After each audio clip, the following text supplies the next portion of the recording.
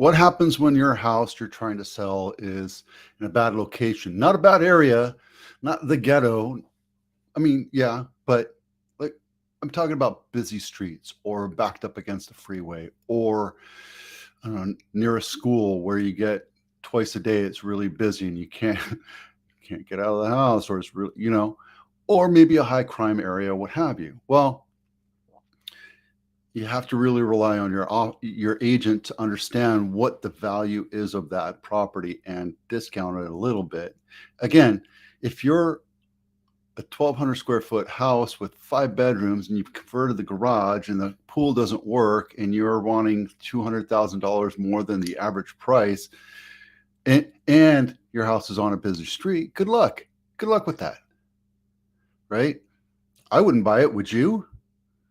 That's always, and then I show comps. That's what I always show the sellers. Like, what happens? Like, if would you buy this house? Well, yeah, I did buy it. Well, I understand, but would you buy it for this price, knowing you can get the same house in better condition, away from that busy street, or that school, or whatever, for the same price or a little bit more? Which one would you choose? And then they get pissed off at me because I'm just knocking some common sense into them, right? I'm not trying to be an ass here, but understand that if your house is on a busy street, you're functionally obsolete compared to your competition. And if you're buying a house, put it this way, like I don't buy sneakers, but you have the Michael Jordans, you have all these other kicks. And if you had a brand new pair of kicks and you had some fancy ones that were 5 years old and a little bit used and had a hole in it, which one would you rather buy? Right? Take a Corolla or a Honda Accord, and one has been totaled out. It's called salvage title. And you have another one. They're both 1996. They're both 200,000 miles. They both have the same engine, the same trim, and everything else, but that one's a salvage title. Are you willing to pay the same amount for that car with the salvage title? You can't. You wouldn't unless you get duped. I don't like people going into buying $1 million homes and multi-million dollar homes and duping them. I want them to be fully aware of what's going on, not only on price and what the CM comparative market analysis says, but also what inspections say and what crime reports are. And if you're in a fire zone, make sure you're. So my job is to really do the sleuthing for you, present that, but it's also on to you because you're your own person. So understand that if you buy a house that's on Santa Teresa Boulevard or Camden Ave or I don't know, Story or King or Highway 9, you're going to hear traffic. If you're underneath the flight path, which is about a 3/4 of a mile away from my house, I see planes. I hear planes. It doesn't bother me because I'm so far away. I go to the park every day with my dogs, unless it's raining, and I see the planes fly through, right? And it's kind of vindication because when I was in boot camp, I was in San Diego, right next to the airport, and every 5 minutes, planes would take off. And you're not allowed to look at them. You're supposed to stand at attention. Anyway, I got caught one day looking at an airplane, and my drill instructor gave it to me. So anyway, it's vindication for me to see the planes fly through, and I get to look at them. So anyway, if you're under the flight path, your windows are going to rattle. Your doors are going to rattle. Every time a plane flies over that's too low, it's just kind of something you have to deal with. You get used to it. But are you willing to pay for it? Would you pay more for a house down the street that's not right directly underneath the flight path? So how do you fix that? Well, you got to lower the price, lower your expectations. You have to attract the market, and you have to know what audience is out there. And there are people out there that are willing to buy a house underneath the flight path or on a busy street for the right number, right? It doesn't matter how much you fix up your house and make it look pretty, especially when you're at $1 million. If you're on a busy street and you have to deal with motorcycles and drag racers and all that stuff, some people might get motivated to buy that. Some people just don't care, right? Some people just don't care. Anyway, there you go. Be realistic with the price. That's the key counter, the key thing to it. Should you upgrade your home? Yeah, you can. I wouldn't put a new kitchen in your house. Try to get the ROI out of it. Maybe to attract more people. I would definitely fix anything that's major, that's an eyesore, that's an indicator of lack of maintenance. But worry about price and get that thing sold. I have a bunch of offers. I'm still weeding through them right now in the house that I listed Friday. Went through Super Bowl weekend.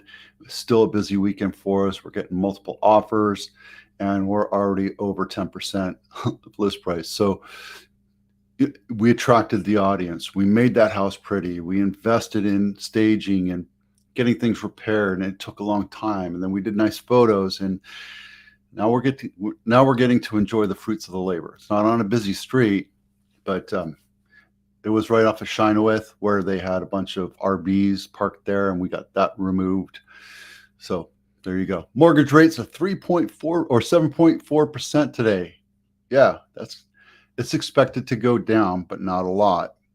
Yesterday we talked about what NAR economist Yoon said about expectations of 5.5 to 6.5% over the next couple of years. I don't see it going down for the next couple of months. Maybe March. We'll see in 15 days. We'll know.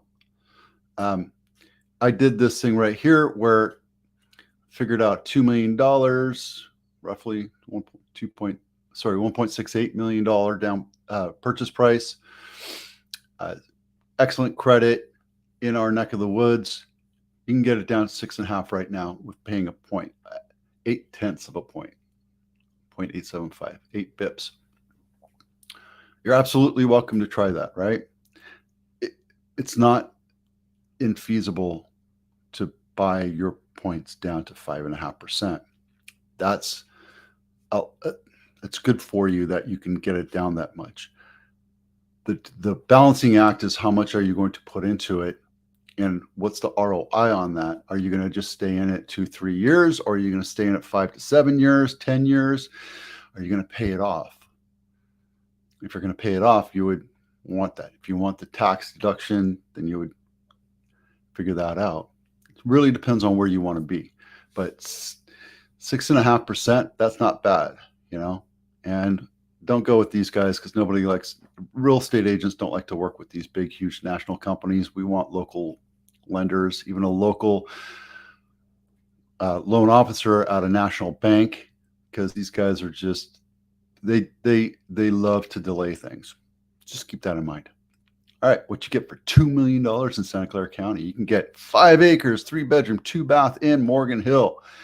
And this is right off of Hale Ave, halfway between San Jose and Morgan Hill. And it's right off the freeway. Well, actually, right off the busy street. Hale Ave is a busy street. It's a filter street, right? Go back to this real quick. That's how you go from Santa Teresa down here, and Hale Ave turns into Hale Ave, like right at Bailey, I think. And you buy that for right now, and in 20 years, that thing's going to be worth a whole lot more, because guess what? Urban sprawl is happening right now. So if you see, there's a bunch of urban sprawl happening here, and eventually this whole area right here is going to be neighborhoods. So think about it. It's a great investment. Take a look at the house real quick. Nice little ranch house. Pretty basic. I can't tell if the counters on that looks like it's Formica, but it could be quartz, silestone type stuff. It's a basic house, nothing super fancy about it. I think that's drawings if you want to update it, but you're buying other people's dreams, so I wouldn't do that. And that's the actual floor plan.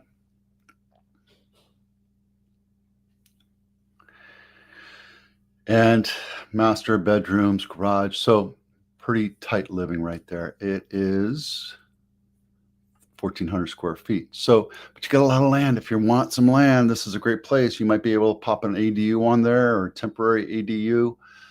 I'm going to send this to one of my clients who's been looking. So maybe we can do this. What you get for $1 million, 1,600 square feet in San Jose, California. Not my listing. 5-bedroom, 2 full bath, built in 1961. And this is right by Los Lagos Golf Course. This isn't a bad area, to be honest with you, but this looks like it's been a Winchester Mystery House. Addition. I'd like to see if they actually have a floor plan. Oh. Yeah. So you can see the addition here. Yeah, no floor plan. And it's a cement backyard as far as what I can see, except for right there.